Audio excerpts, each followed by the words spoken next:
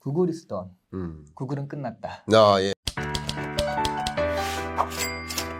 네, 여러분 챗 GPT 관심 정말 많으시죠? 이게 도대체 무엇이고 이게 우리 경제를 어떻게 바꿀 것이고 또 어떤 식으로 투자해야 되는지 유의할 것은 무엇인지 나의 일자리가 정말 없어질 것인지 궁금한 것도 굉장히 많으실 것 같은데요. GPT 제너레이션의 저자이시죠? 우리 이시안 교수님 모셨습니다. 네. 인사 한번 부탁드려요. 네, 안녕하세요. 이찬입니다. 저는 성신여대 겸임 교수고요. 그리고 비즈니스, 인문, 테크 쪽으로 글을 쓰고 있는데 오늘은 특히 그중에 테크 쪽 네. 챗 GPT 책을 써가지고 초청받게 되었습니다. 네. 작가 이시안입니다. 예, 감사합니다. 네. 정말 뭐 많은 얘기 우리 나누고 싶은데 네. 진짜 바쁘시잖아요. 그렇죠. 갑자기 챗 GPT가 워낙에 핫해가지고 예, 약간 저는 원래 한가함을 추구하는 사람인데 네. 좀 바빠졌습니다. 또 최근에. 빨간 토끼란 유튜브 채널도 네. 열심히 하시고 네. 또 시한책방 네. 그것도 진행하시고 네. 다 뭐 잘 진행되고 있는 것 같은데 이 바쁜 와중에 이 GPT 제너레이션 굉장히 빠른 속도로 준비해 주셔서 책을 내주셔가지고 주신 여러 인사이트 좀 담아서 네. 여러분께 전달해 드리고 싶어요. 일단 여러분들이 가장 먼저 궁금하신 게 저도 이제 마치 과외받는다라는 마음으로 일타 강사께 과외받는다는 느낌으로 GPT 먼저 이게 무엇인지 설명을 좀 부탁드립니다.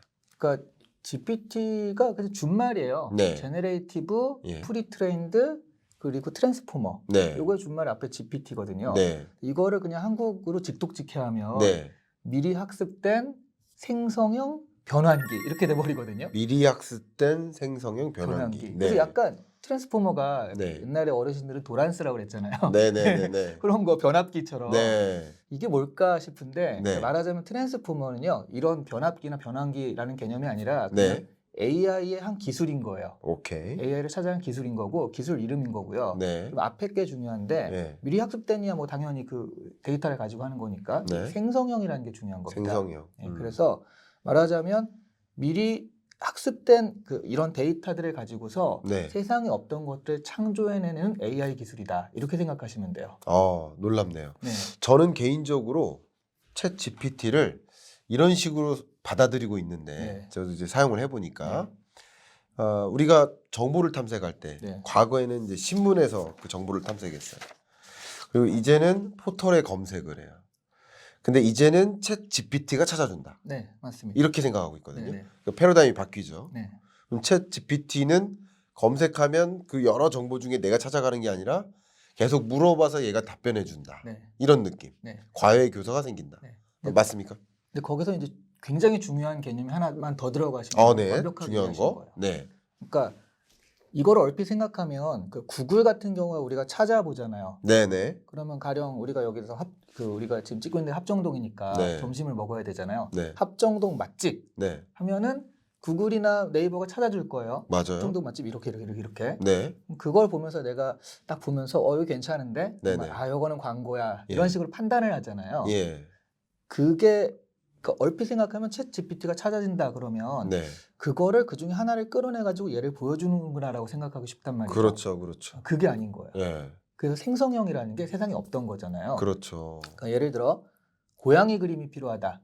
예쁜 고양이를 그림이 필요하다라고 했을 때 옛날의 방식은 뭐냐면 데이터에 예쁜 고양이 그림 있으면 예쁜 고양이라는 태기 붙어 있는 거예요. 그래서 탁 찾아보면 쫙 여러 가지가 나오는데 그중에 내가 찾을 수도 있고 아니면은 맞춤형 알고리즘에 따라서 넷플릭스처럼 이 사람이 좋아하는 고양이류는 평소에 검색하는 분이 이런 거다. 그중에 하나를 딱 끄집어서 이거죠 하고 보여주는 거죠. 이런 식이었는데 지금의 이 제너레이티브 방식이 뭐냐면 이 예쁜 고양이의 귀, 저 예쁜 고양이의 코, 여기에 입, 그러니까 예쁜 고양이들을 모아가지고 새로운 고양이를 만들어서 보여주는 거예요. 그러면 옛날에 우리 그런 거 있었잖아요. 컴퓨터 합성 미녀 이런 거 있었잖아요. 그런 것처럼 사실 그분은 그 컴퓨터 합성 미녀 할 때 뭐 송혜교의 눈, 뭐 전지현의 뭐 이런 식으로 해서 만들어지는 경우들이 많잖아요. 하지만 그 얼굴 자체는 사실은 누구도 아닌 거죠. 이 여기서 나온 정보라는 게 그래서 언어들에서 요 언어의 요 단어 평균적으로 그럼 이 단어 다음에 많이 나오는 단어는 이거. 그 다음에 이거 하는 식으로 새로운 어떤 문장이나 단락들이 만들어져서 나한테 제공이 되거든요. 그렇군요. 그래서 이게 뭐가 다른 거냐면 그 전에는 사실은 이렇게 나온 것에 대한 저작권이 네. 그 표절이 돼 버린 거거든요. 그걸 내가 갖다 쓰면. 그렇죠. 어디서 이제 한꺼번에 통으로 갖다 주니까 그 데이터를. 네, 네. 근데 이거는 지금 그 저작권을 가진 사람이 없는 거예요. 그렇게 되면. 이 생성형이라는 건 완벽하게 그 예전과는 완전히 다른 세상을 우리가 살게 하는 그러네. 그런 어떤 AI 기술이라고 할 수 있어요. 그렇네요. 그러면 이제 챗 GPT가 도입되면 뭐 정말 여러 가지 것들이 변화할 것 같은데 네. 많은 분들이 이게 굉장히 인상적이다 하면서 네. 알파고랑 비교를 많이 하시거든요. 네. 그래서 일단 여러분들께 네. 비교를 돕기 위해서 네. 챗 GPT와 네. 알파고 뭐가 다른 겁니까? 일단 AI 기술 자체가 다른데 네. 사실 이거는 보통 그 대중분들은 그렇게 큰 관심은 아니고 네. 우리한테 이제 다가오는 게 뭐냐면 네. 일단 그 알파고의 이제 내용적인 것과 밖에 외부적인 것, 내부적인 것, 외부적인 걸 좀 갈라서 봤을 때 네. 많은 분들이 이걸 생각하는 거예요. 알파고 때도 그 난리를 쳤지 않냐. 네네네. 당장에 뭐 4차 산업혁명에서 일이 뒤집힐 것처럼 그러더니 네. 별거 없잖아 이렇게 돼버렸거든요. 네. 이번에도 그런 거 아니냐라고 예. 하시는 분들이 굉장히 많아요. 그럴 수 있겠네요. 네. 예. 하지만 완벽하게 다른 건 뭐냐면 알파고는요 약간 쇼잉 이벤트였어요. 그러니까 이세돌과의 바둑 대결 해가지고 이게 이겼어? 하면서 깜짝 놀라서 하는 맞아요. 그런 쇼잉이었기 때문에 쇼잉이었죠. 가장 중요한 건 그 알파고를 내가 봤단 말이에요. 이세돌과 싸워서 이기는 걸. 네. 근데 나는 그 알파고를 체험해볼 길이 전혀 없었습니다. 아. 그 바둑을 두는 사람조차도 알파고랑 대국을 해볼 수 있는 것도 아니었고 네. 바둑이 아닌 사람은 당연히 알파고를 체험해볼 기회가 없었죠. 네. 근데 이번에 이 챗GPT는요 그런 쇼잉이 아니라 예. 대중들이 사용을 해보니 이렇더라라는 SNS 후기가 퍼지면서 신문에서도 이게 뭐야 하면서 말하자면 밑에서부터 이렇게 된 거거든요. 야. 영화로 치면 헐리우드 스타가 나와가지고 와 나 이런 거 합니다. 내한을 해서 이게 네. 관심 있어야 사람들이 보러 가는 거가 예. 이게 이제 알파고라면 예. 이거는 입소문이 나가지고 네. 이거 진짜 재밌어라고 네. 서로 얘기해서 이렇게 영화가 흥행하는 거거든요. 네네.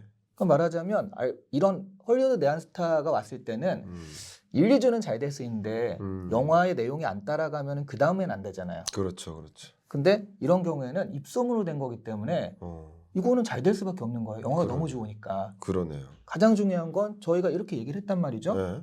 바로 옆에서 챗GPT 쳐보면 내가 들어갈 수 있어요. 그렇죠. 그 내가 또 질문을 해보면 이런 것까지 해줘? 라고 깜짝 놀라게 그러니까 자기도 직접 체험해보고 그 체험하는 것이 생각보다 내 생각 AI 해봤자 뭐 있겠어라고 네. 생각하는데 네. 그거보다 높은 거예요 결과물이. 그렇구나. 그러니까 이게 완벽하게 외부적으로는 그 대중들이 체감하는 충격의 정도가 이렇게 다른 거거든요. 이게 저는 마치 이제 책을 많이 써보셨으니까 그렇게 느끼실 수도 있겠지만 뭐 예를 들어서 출판사에서 광고를 엄청 때려요. 네. 그래가지고 처반에 막 잘 팔려요. 네. 그런 책이 있는가 하면 네. 대중들이 막 읽고 정말 이 책 좋다 하면서 블로그나 어디에 막 SNS에 남겨요. 네. 그러다 보니까 퍼져서 네. 책이 많이 판매되고 많이 읽혀져요. 네. 약간 그런 두 가지의 부류로 저는 딱 갑자기 떠오르는데. 그렇죠. 근데 그렇게 됐을 때 출판사의 광고를 통해서 빡 떴는데 내용이 괜찮으면 그게 확 잘 가는 더 뜨는 거거든요. 거죠. 예. 근데 알파고는 그 내용을 괜찮다 말다를 체험해볼 수조차 없었다는 거예요. 그러네요. 네. 체험할 수가 없는 영역에 네, 인공지능이었고 그냥 그렇다라는 이건 누구나 얘기만 체험하고. 했지. 그러네요. 나는 알 수가 없었는데 이거는 바로 근데 눈앞에 보이니까. 그러니까요. 정말 많은 사람들이 뭐 챗 GPT를 써봤더니 이렇더라. 얘는 이런 걸 잘못 설명해 주더라. 네. 뭐 전문가들은 그쵸, 특히 그쵸. 그런 얘기들까지만 오가가면서 서로 사용기를 계속 얘기하니까 더 범용화될 수 있겠구나 이런 생각이 드네요. 네. 잘하는 사람은 너무 이런 거 해서 깜짝 놀라서 울기도 하고 또 네. AI 싫은 사람들은 네. 얘 보니까 원균을 몰라. 후졌네. 뭐 이런 식으로 올리기도 하시고요. 네. 당연히 외국 건데 원균을 모를 수 있죠. 그렇죠, 그렇죠. 그런데 그런 거 자체가 이미 내가 이걸 써보고 관심이 있다라는 얘기거든요. 그래서 이제 완벽하게 좀 대중적으로 퍼질 때는 이런 어떤 흐름이나 이 트렌드가 달랐기 때문에 네. 이 챗GPT는 알파고처럼 잠깐 빵하고 사라질 건 아니고요. 아니다. 또 하나가 있어요. 네. 알파고는 사실 한국이 엄청나게 충격이 있었지만 외국에서는 그렇게 4차 산업혁명이 뭐야 맞아요. 이런 식이었거든요. 예. 이건 외국에서 이미 너무 크게 얘기가 되고 한국도 같이 들뜨는 거기 때문에 네. 전 세계가 지금 흥분하고 있는 상태거든요. 그렇네요. 네, 그래서 이런 부분에서 굉장히 다릅니다. 다르다라는 걸 여러분 명확히 이해하셨고요. 제가 잠깐 이런 생각이 들었어요. 검색. 과거에는 이게 검색이라는 게 시장이 될 수 있을까? 네. 이런 생각이 들었지만 지금 검색이라는 게 엄청난 시장으로 성장한 거 아닙니까? 네. 우리는 하루 종일 뭔가를 검색하면서 살잖아요. 네. 뭐 우리 내비게이션에 뭐 지도 찍을 때도 뭔가를 검색해서 그곳으로 찾아가는 거고 뭐 네이버에 검색하고 유튜브에 경제 읽어주는 남자 검색해서 그 영상 속 들어가서 뭐 환율은 왜 올랐나 다 모든 게 검색으로 이루어지면서 이 검색이라는 게 하나의 산업으로 딱 정립을 했는데 근데 일단 챗 GPT가 도입이 되면 기본적으로 검색의 패러다임 자체가 바뀔 것이다. 개념이 바뀔 것이다. 라고 판단하고 있는데 그 부분 한번 설명해 주시면 너무 좋을 것 같아요. 그래서 일단 챗 GPT가 작년 11월 30일 정도에 공개가 됐거든요.